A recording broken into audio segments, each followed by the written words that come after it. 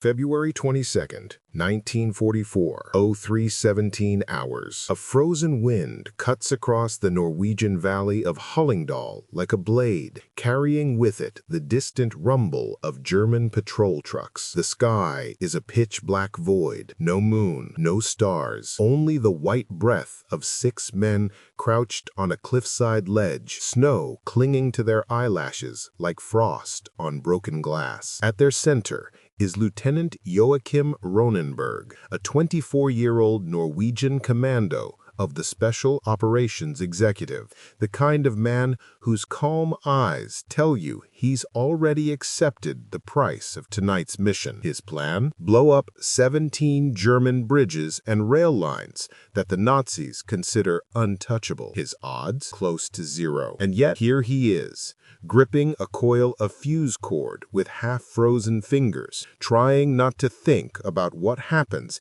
if even one German sentry looks up. You can hear his heartbeat. You can almost feel the ice in his boots. Somewhere far below, an engine coughs. A spotlight sweeps the valley. Snowflakes glitter like sparks. The men flatten themselves into the cliff face, barely breathing, as German boots crunch across the snowpack. Rønneberg murmurs almost soundlessly, "Patrol change, 2 minutes ahead of schedule." That one detail could kill them all. 8 hours earlier, 1944 had already turned Norway into a cage of iron.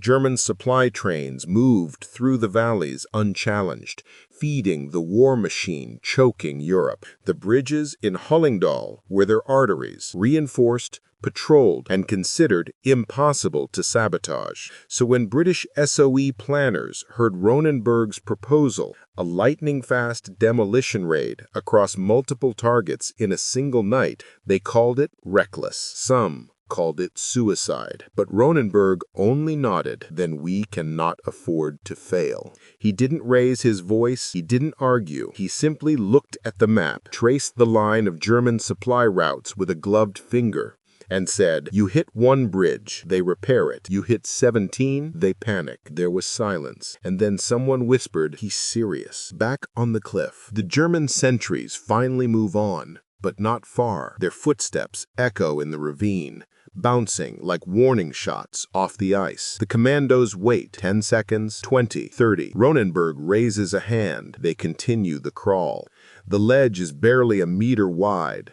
One mistake, and they'll fall 30 meters into a river frozen so solid it's like landing on granite. But that isn't what scares them. It's the German searchlights inching across the valley, hunting for anything out of place. The bridge, the first of 17, emerges through the darkness like the skeleton of some steel creature. Thick girders, reinforced stone supports, and a guardhouse glowing with yellow light. Not an easy target, not even a logical one. But tonight, logic doesn't matter. Tonight, they are ghosts. The approach. Rønneberg signals to Sergeant Casper Idland, his explosives expert. Idland nods, adjusting the satchel charges packed tightly under his parka. Each one could bring down a railway bridge if placed correctly. If placed incorrectly, it would only alert the Germans. And you don't get a second chance on a night like this. The men descend from the cliff using ice axes and ropes, each step precise, rehearsed, almost silent. Above them, German machine gun nests sit like black scars against the ridge. One burst of MG-34 fire, and the mission dies instantly. The snow deepens as they reach the embankment. You can hear their panting. You can hear the distant whistle of a train somewhere up the line, a reminder that the clock is ticking. Rønneberg crouches behind a boulder and studies the guardhouse. 2 guards, 1 radio line, a single bulb swinging in the window. He watches for their movement pattern. 10 seconds standing, 5 seconds pacing. Look to the left, look to the right. Turn, repeat. He memorizes it in 3 cycles. Then he whispers, "Now." 2 commandos break left, 2 break right. Rønneberg moves straight ahead, every muscle tuned to the rhythm of the guard steps. The snow muffles sound, but not enough. The slightest crunch is a threat. Idland reaches the stone support first.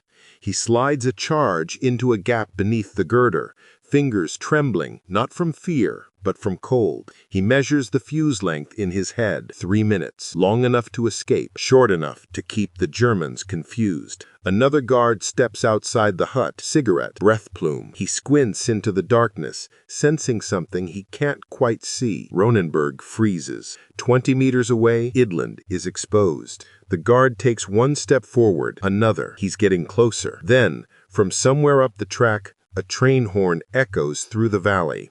A guard turns his head, distracted for just a second, a single second, and that's all they need. Rønneberg moves like a shadow. Idland secures the last charge. The team melts back into the dark. The fuses hiss quietly beneath the bridge, burning down toward destiny. Rønneberg checks his watch. 20 seconds. He looks at the men. No words, just a nod. The first explosion erupts like thunder in a cathedral, ripping through the valley.